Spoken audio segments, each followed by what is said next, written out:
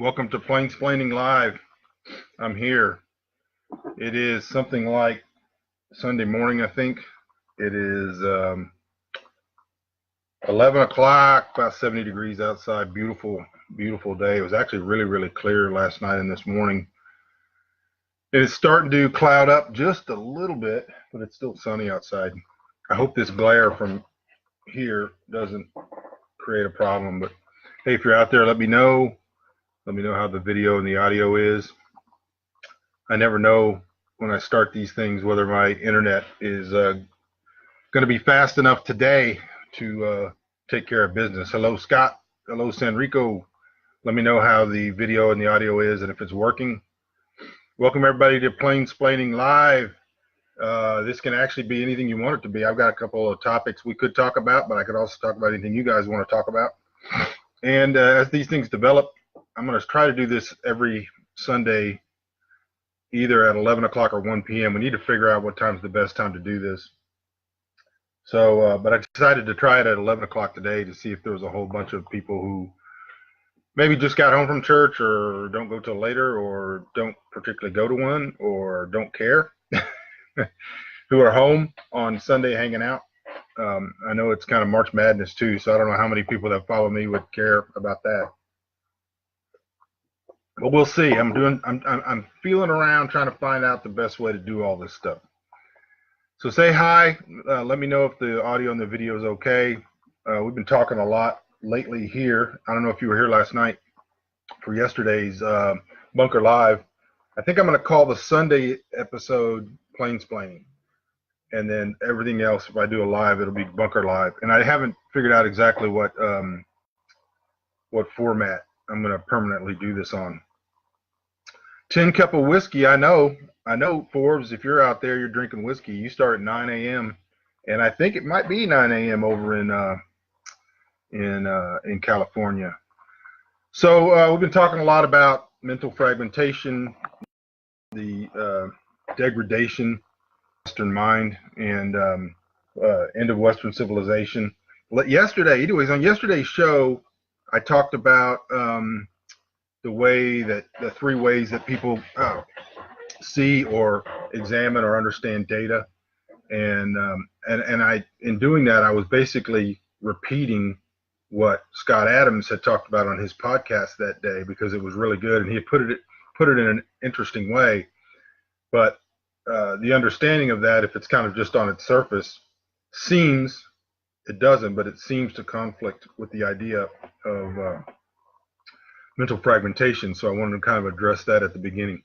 At any time, if you guys want to talk about something else, we'll see. Put it in the comments. Also, by the way, somebody was telling me, hey, during the show, if you mention a book or if we think of or if we have a question about maybe a book, secular or theological or whatever topic, I know I got a ton of books around here, and if you ask me and I see it in the comments, I can go get it and show you it and talk about it. So books is another thing you could bring up.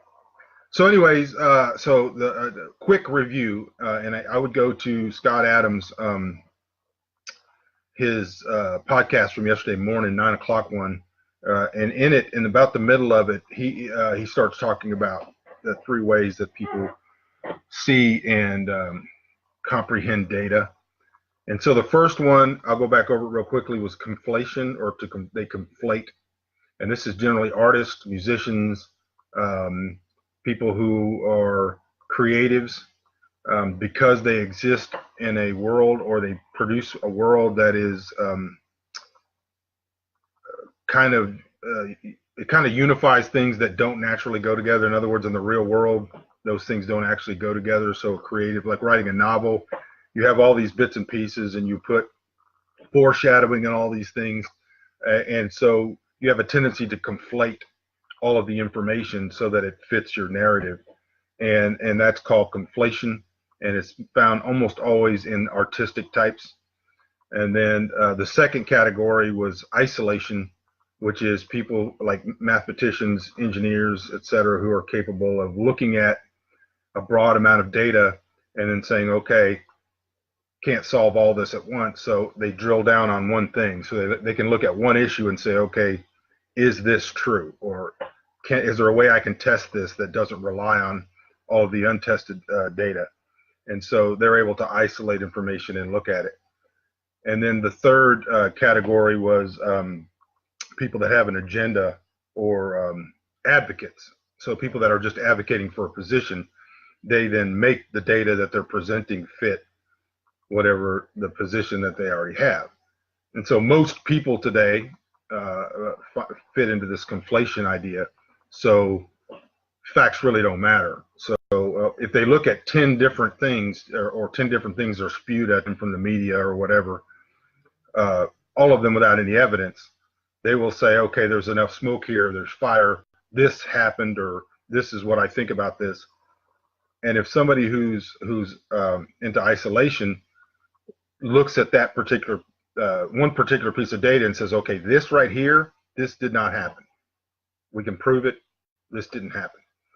The conflation person will go, doesn't matter. We got 9 other things over here, and I believe it did. So then you go to the second thing, prove it didn't happen, doesn't matter. If you go through all 10 things, proving that the individual things didn't happen, the person who operates on conflation mentality will still stick with that because they've already invested time, emotional energy, and all of that into it. And so this is kind of what we're seeing. Now, the question I had was,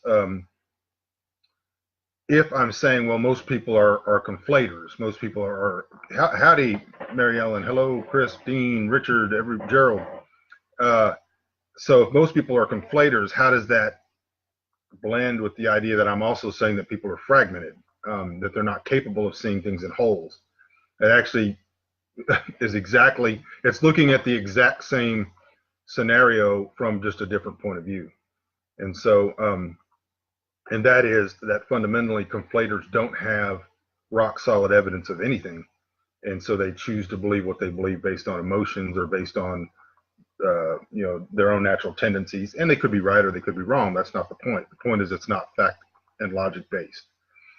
And so the concepts can seem contradictory.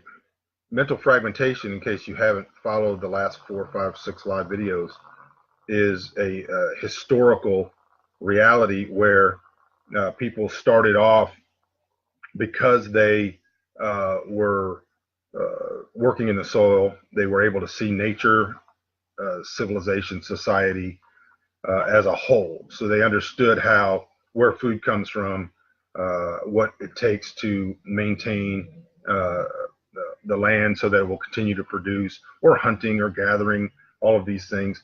The city or the trading post was there for a purpose, and that purpose was merely to provide a place of protection so that trading and bartering could take place. That's where the word city comes from, citadel. And a citadel was basically a walled, nobody really lived there. Only a few merchants might have lived there, but early cities were just a citadel, and people lived around about it or in the distance, and they traveled to the city to trade and barter. And that was a place where if there was a war, if a foreign army was coming, everybody would take what they could and they would flee to the citadel. And if you want more information on that, I would look up Lewis Mumford, who was one of the early city planners, who wrote some great philosophical books on the reasons and the history of cities. One of them, The City and History by Lewis Mumford, is fantastic, but he's got quite a few of them that are like that. So our early man had the ability to think in wholes, where things come from, what produces security and safety, what things are dangerous, and all of that.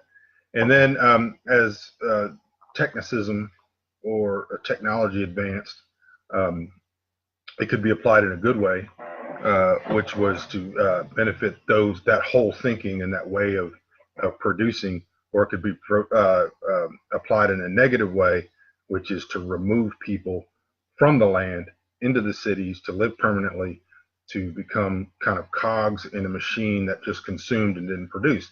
This was the first shard that went into the human brain, the human mind, that fragmented out. So by time of the Roman Empire, Most of the people who were urbanites had never even been to the country, had no idea where anything came from, except that it came from ships into port, and because of that, you see the slow degradation of the morals and the culture of the society. The average individual didn't have the mental capacity to understand wholes or operate in wholes. All right, Citadel. That's right, where fire ants live. Yeah, and so and Lewis Mumford is really a great source because one, he was an early advocate of the large urban center. He planned major cities. If you look at any of the videos from 30s and 40s that were taking place for the world, what do they call those? The World's Fair, about their ideas of the future of cities, superhighways, overpasses. Those all came from Lewis Mumford. Later on in his life, he came to realize what the mistake of urbanizing the society. And so if you read through his books, and they're really, really fascinating to read, you get kind of good background on that. So I was saying that was kind of the beginning of fragmentation, and you can go through Francis Schaeffer's How Should We Then Live, and he really goes in a visual way through art, culture, how these fragments. Now, by about the 5th, 6th, 7th century, and I guess I need to change the metaphor here because I've been speaking of fragmentation as if you would break off a piece of a rock or something like that. And we're going to change the metaphor a little bit. So civilization had kind of become a two-strand rope, string, cordage. And you had because of this fragmentation, you had divided into a secular world and a religious world. In the Romanist view of trying to reblend these things back together in a really an unnatural way, which is by force, they shortened the strands that were being woven into this rope, which is civilization. The strands used to be long, so the individual was a long strand, the family was a long strand, the local community was a long strand, and these things were being woven into a strong cord. Religion was inherent in those individual cords, and so if you think of the double or the way that cordage is wrapped, the longer the strands are as it's wrapped, the stronger the rope is. Romanism began to shorten those strands because it was founded in ignorance. In other words, we don't want people, individuals, laymen, reading the scriptures in their own tongue. We're going to do the Mass in Latin. We introduce all of these things that this is where we get the idea that the average layman really didn't have a clue about what was actually going on in the Mass, and what was all of these things were basically, you're just told what to do, and you're told what it takes for you to get to heaven. And so these strands of intelligence or of logic or reason got shorter and shorter and shorter and shorter and shorter. And so this fragmentation was multiplied during that time. So then we moved into the point of Reformation, which was a backing out. There was an unwrapping of the cordage. Smaller portions were taken out.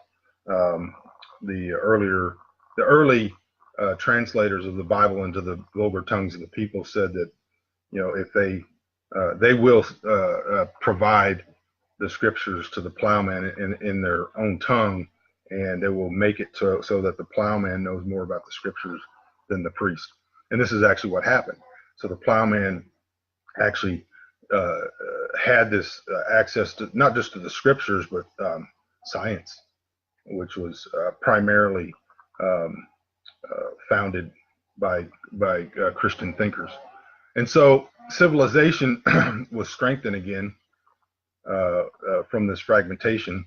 And then fragmentation began all over again, and it's multiplied to the point where we see it now, where we are in a hyper-specialist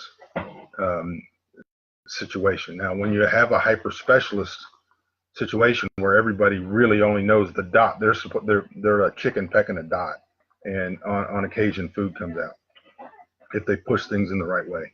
The dots constantly change, and those type of things. But so what happens is that the people are not capable of thinking in wholes, and so they have a tendency to conflate, which is to look at data without any type of logical reference. So they're not capable of looking at two pieces of information, separating them and saying, okay, let me look at this thing that happened or they said happened or whatever. Let me examine data from all over, from sources I might agree with, sources I might disagree with different opinions, and let me see if I can determine what actually happened. And then I can decide if I want to amalgamate that piece of information into my worldview. Modern man doesn't have the ability to do that. So what he does is he just makes an assumption based on his feelings or based on what he wants to be true, his emotions. There's no foundation, and so then we end up with conflation. So it's very difficult to try to discuss somebody who conflates in this way, because it doesn't matter what facts that you bring in. They will immediately change gear. They will bring in information that is not relevant to the particular issue that you're looking at, and it's like trying to nail jello into the wall. So so the whole reason I'm talking about this right now is because I talked about it on the last show yesterday, the Bunker Live from yesterday. You can find it on my YouTube channel. And I think because I didn't explain it broadly enough, some people are like, well, okay, how does this idea of conflation blend with your idea that people are mentally fragmented? All right, so I talked about that, the systemic weakness in the society when you shorten the rope, and the fragments in the church is particularly a fragmented entity today, the modern church. And when those fragments, you try to, there's a twisting that happens when you make cordage, and those twistings are contrary. So you're twisting one cord one way, holding that, and then doing the whole. And so what this does is it creates tension. And that's the way the system holds together, is this tension that's created. And when those strands get shorter and shorter and shorter to where they're not capable of holding, when pressure is applied, then you see a fragmentation that's coming apart of the entire fabric. Now, what does this mean? It means that civilization as we know it, without some intervention, is not tenable.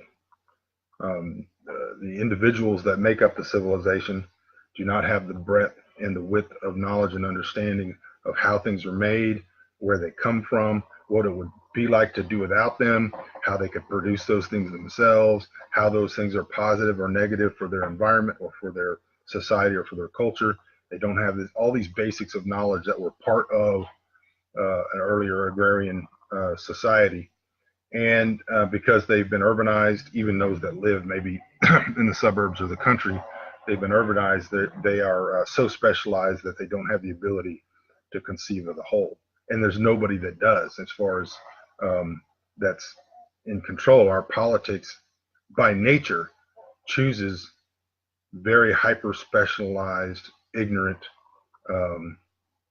greedy types of people to promote, because those are the people who by nature have the moral weakness of seeking power over others.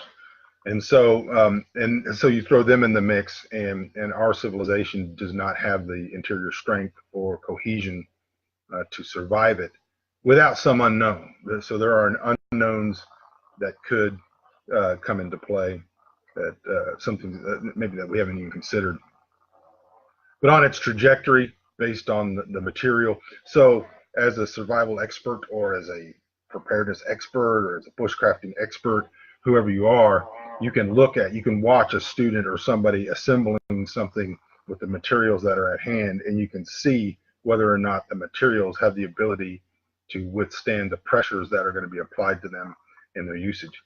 And you can say, that's not going to work.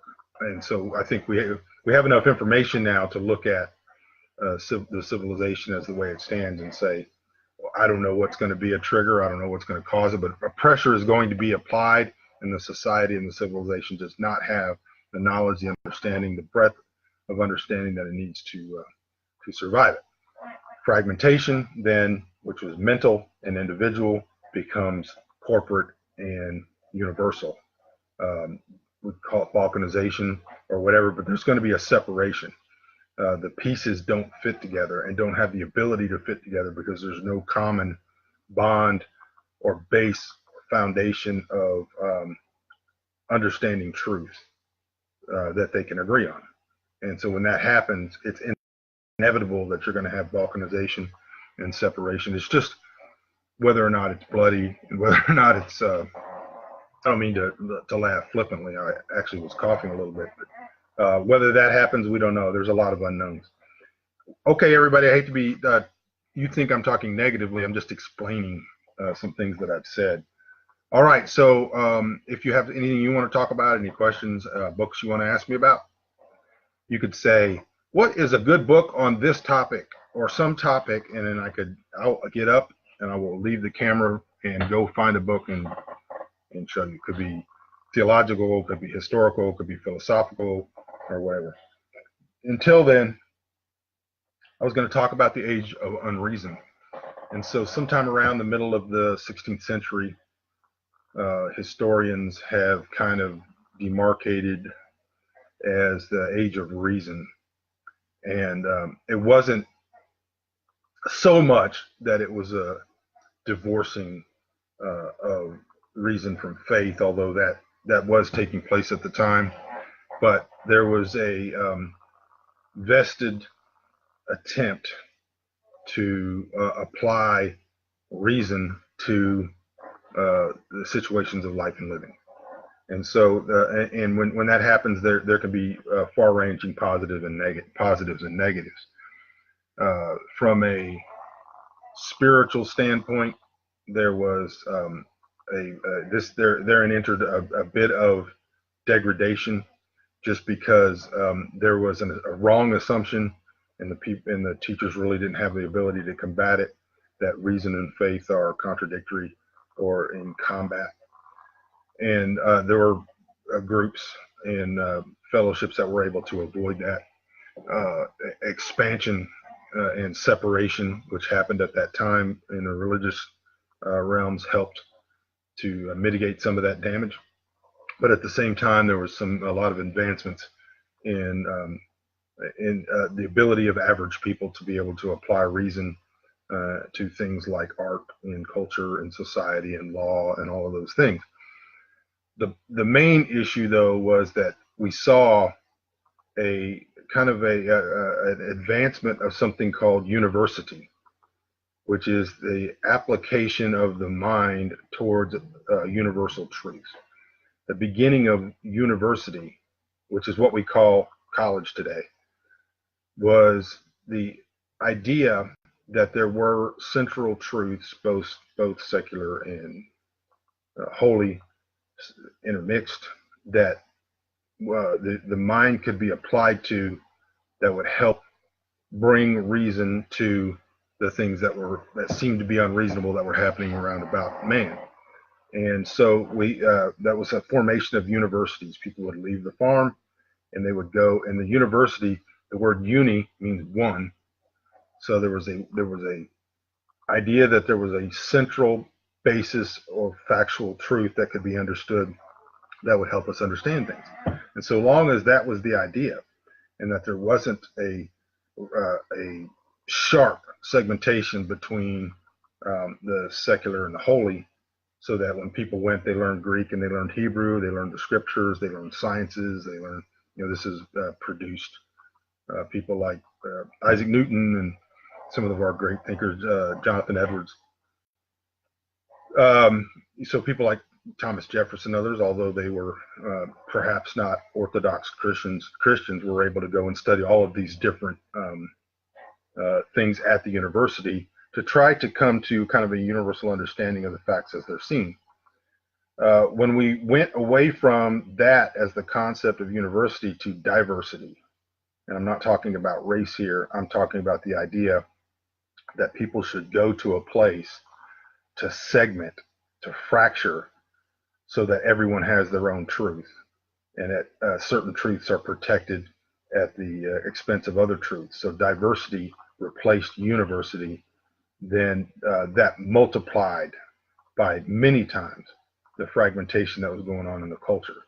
The ability for individuals to see data and understand it to isolate information to determine truth was basically washed away. And the more we see now this idea that diversity of truth, not diversity of opportunity or anything else. We're talking about now is a diverse truth. Two contradictory claimants to truth, either both being accepted or one because of its social uh, uh, cachet being accepted while the other is rejected without any logical or reasonable idea. Then we end up with what's now this idea of diversity.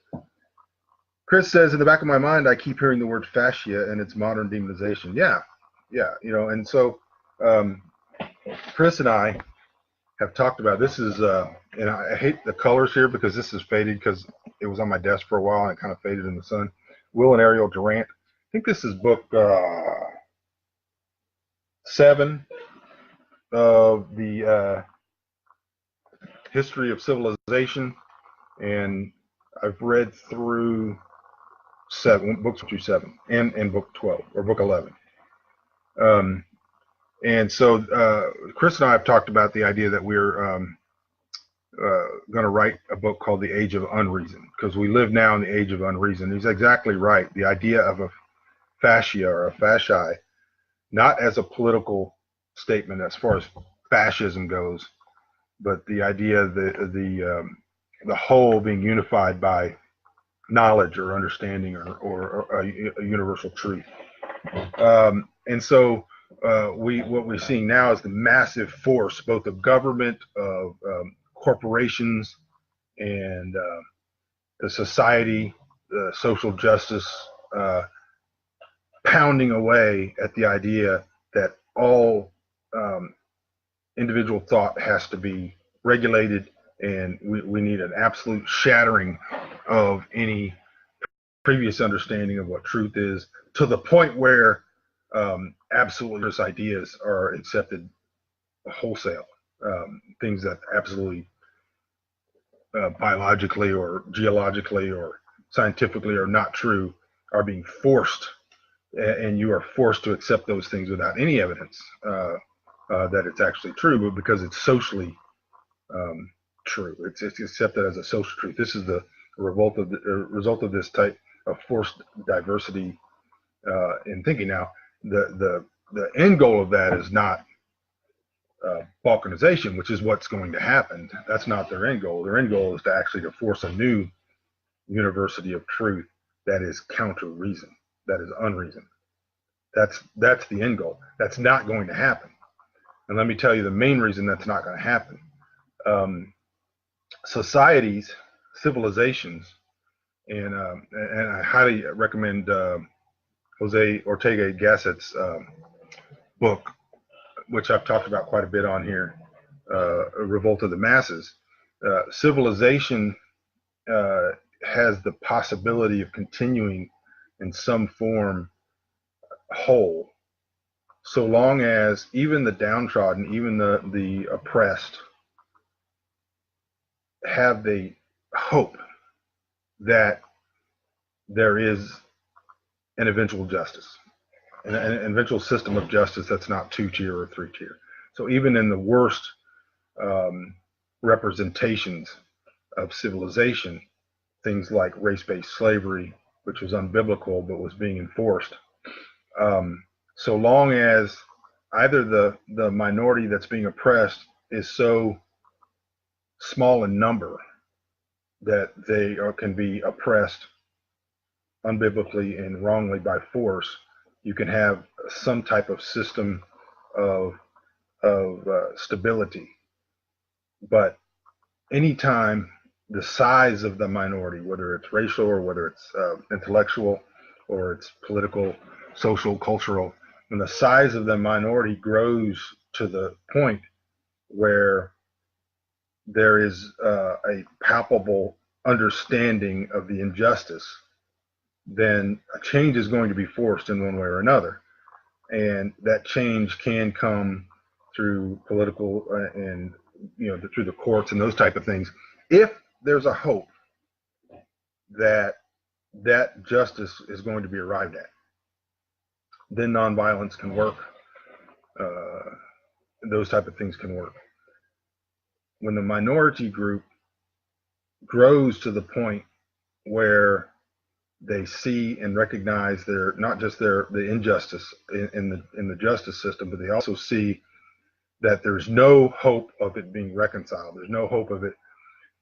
Scott Adams says, a group, as long as they, if you're in a bad situation but you're moving in a good direction, then you will stay relatively nonviolent, and you will feel good about it. You'll feel happy. You'll feel good about the way things are going, even if you're in a bad situation. So if you're living in poverty, but you're getting an education, or you're educating yourself, maybe you're taking some training, and you feel yourself moving in an upward way, or in a way that's beneficial, then you can feel happy about things and not have this angst of possible escalation of negative forces. Now, what we have in the country today is we have an obvious separation in the system of justice. And it's not divided really between Republicans and Democrats. It's divided between not just haves and have-nots, but it's divided between kind of an inner cabal that holds the strings of power, deep state, or whatever you want to call it, and then everyone else. And when that minority or the minority power begins to recognize this, when they see that there is no justice, they need some semblance of hope, some vision, as Angus just wrote in the comments, or there's an eruption. And so, exactly, Angus, what vision does our country have? There's no vision right now except one of destruction. The vision is the destruction, whether you want to call it the patriarchy, Western civilization, capitalism. All of those things are slated for destruction. And there is no system that people who valued those things or have valued those things can see where they're going to receive any type of justice, because the justice system is corrupted against them. Now, how this plays out, I can't tell you, other than I can say that there will be a separation, that strand of rope, string, or whatever, it comes apart. So you can see the fraying of the ends. What happens is, this is a long, the threads in here are very, very long. And those threads, so long as they're very long, and the systems that hold it together are compacted, and they're tightly wound, then it could take me a long time to take this apart just by fraying the ends. If during the construction of this I use shorter and shorter and shorter fragments of fabric or rope or whatever, then a mere twist of pressure can have the whole thing come apart. And that's really where we are. Again, I'm not trying to be negative. I'm trying to explain what people are seeing around them and what is absolutely going to happen because of it.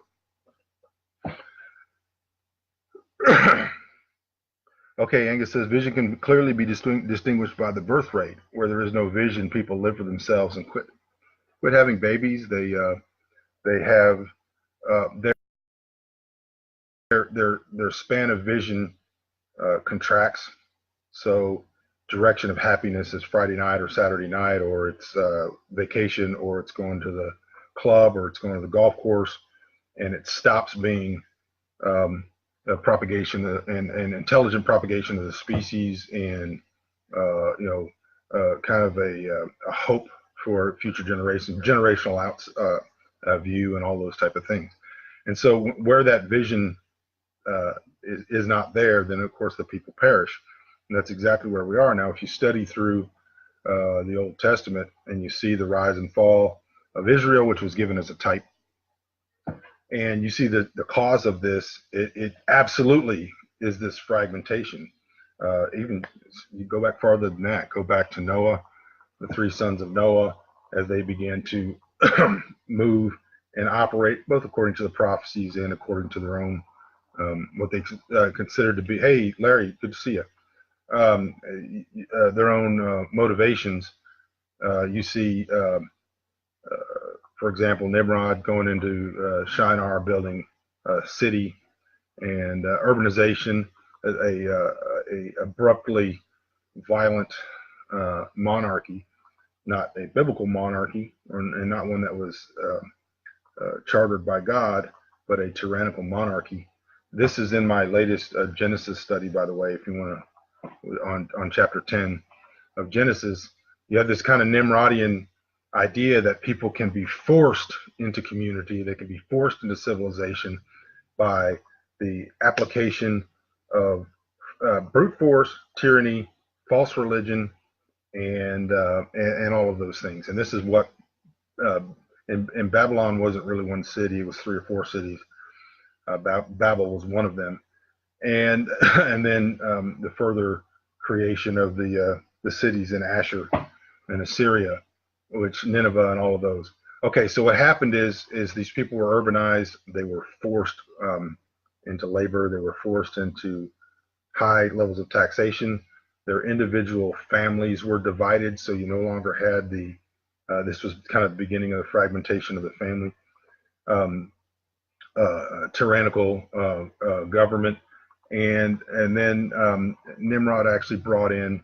He took the legends that were handed to him by his father and by all the way back to Noah going all the way back to Adam, and he twisted them. He overlaid false ideas on top of those things. He twisted those things and then broadcast them out. And so the point is that this whole Nimrodian destruction was inevitable, and then you see the fragmentation that goes forth from there. The only thing that could ever bring the people back together was a new vision. So you see the fragmentation, you see infanticide, cannibalism, every manner of human sacrifice, multiplying in the land, and then force had to be applied to clear all of that stuff out. And so there's some event that happens that codifies things again. And so just trying to kind of give you a historical perspective of where we are. And so going back to the mid 16th century, during the Age of Reason, the society was completely coming apart, and then we experienced a reformation of ideas that opened up the possibility.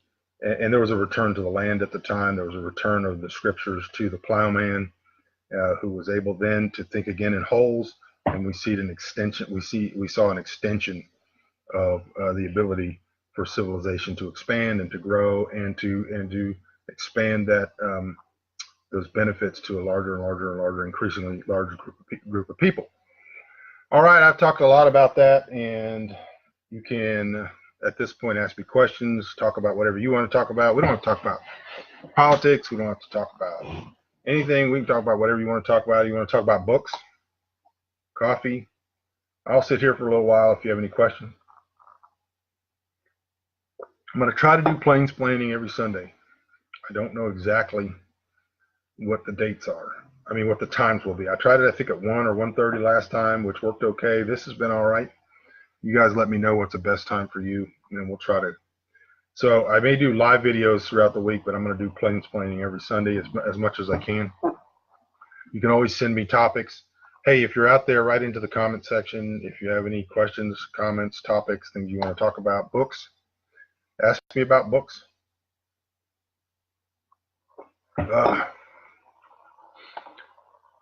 Let me see. Guess I'm just not getting any comments. I'll give you a minute or two.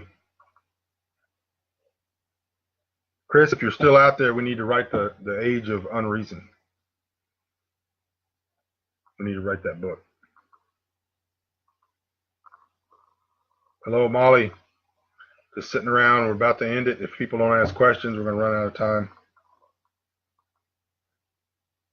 Actually, we're not going to run out of time. We got all the time in the world. But if there's nothing to talk about, I mean, I can talk about that stuff, but I think it's after a while you kind of just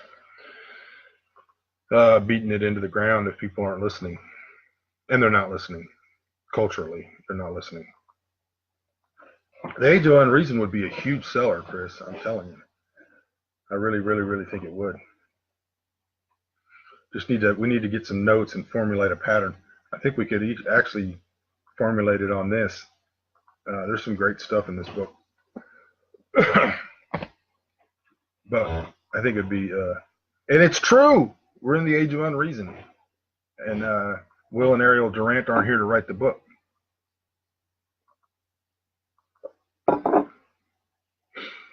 All right. Anybody else out there have any questions or any topics, anything you want to talk about? I want to tell everybody, if you're not watching this live, if you're watching it right this second, you're watching it live. Let me finish that thought, and then I'll answer your question, Chris. If you're watching this on YouTube, go down and subscribe, and then click the little bell icon so that you get the alerts whenever I put out a video. All right, why don't people read Durant anymore? First of all, they don't really read anymore, and even those that do read, because of the mental fragmentation, they're not seeking a whole view of history, of civilization. They're seeking entertainment, or they're seeking an escape. So I know a lot of people that read a lot of books, maybe a book a day, but they're generally trying to escape from the reality that they're not really capable of imbibing and understanding. They don't have the foundation it takes to understand what's going on around them, so they want to separate it from it. So they read a lot of light entertainment.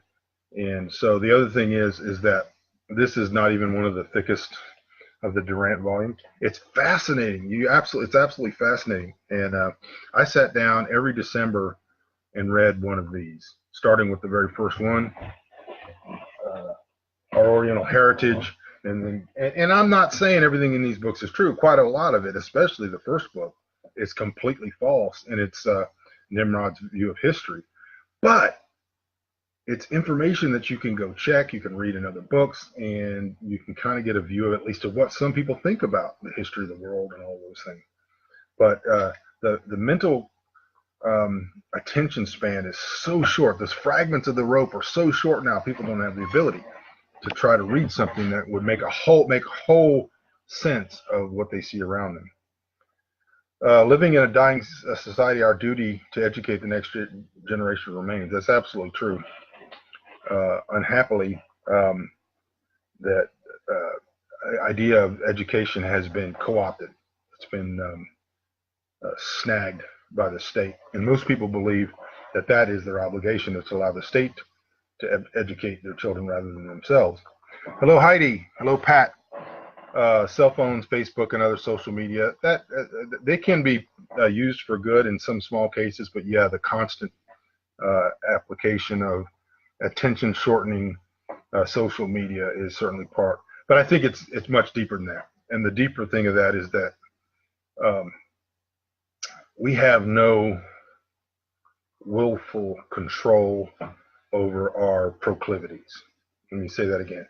We don't have the ability to control that which we will.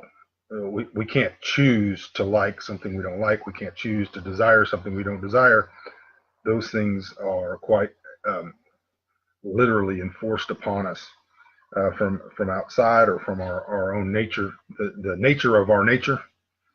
And so when we are brought up in a system where we can see historical forces, where there's generational truth and generational assistance, then the mind has the ability the will itself has the ability to accept certain things.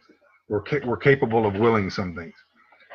But just as you can't will yourself to love something you don't love, or to desire something you don't desire, the ability to will knowledge isn't wholly within ourselves.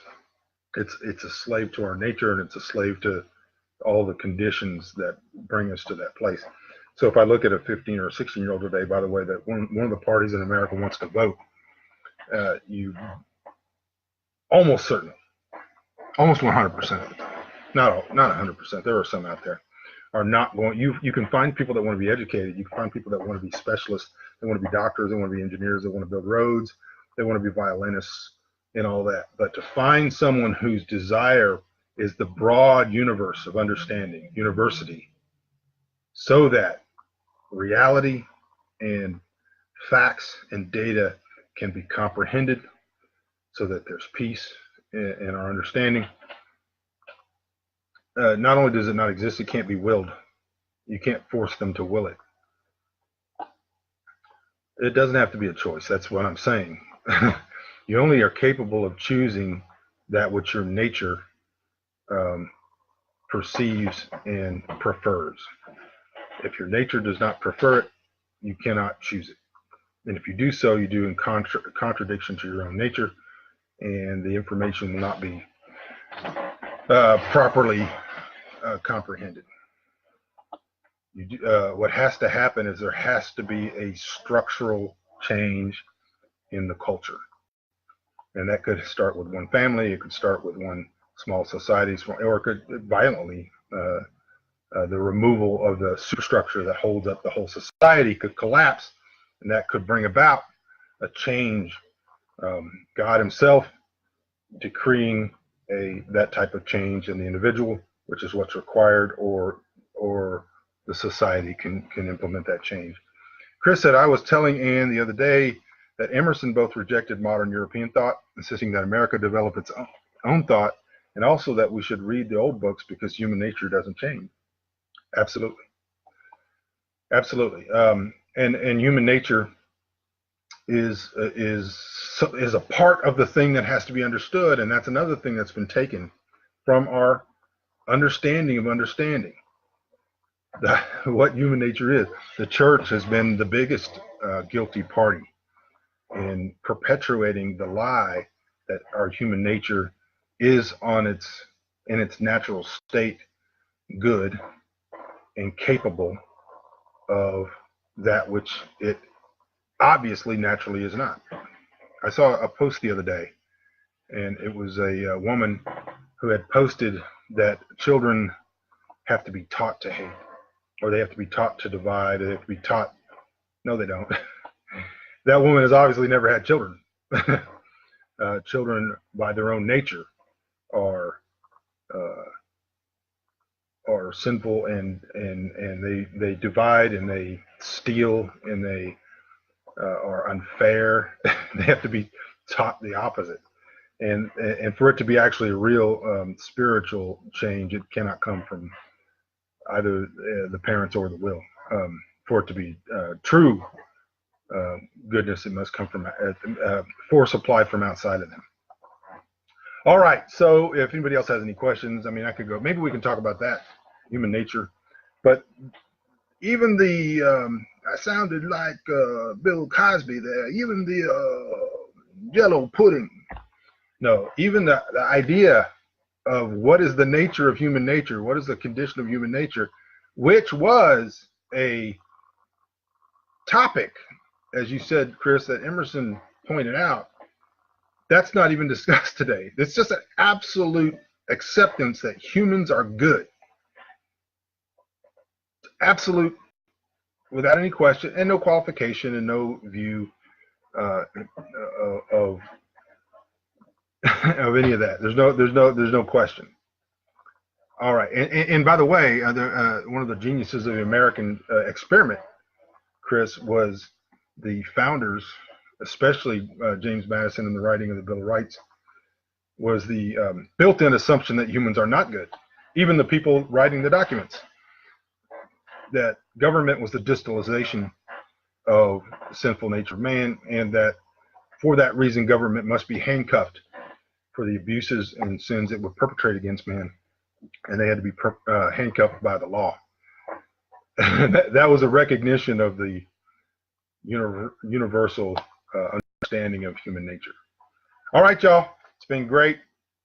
Love to see your comments. Share this, and I'm going to be sending this out. The YouTube link should be on my Facebook pretty quick. You can share that, and let's see if we can talk to more people as the Sundays go along. Appreciate y'all. Make sure you subscribe and share, and I'll talk to you later.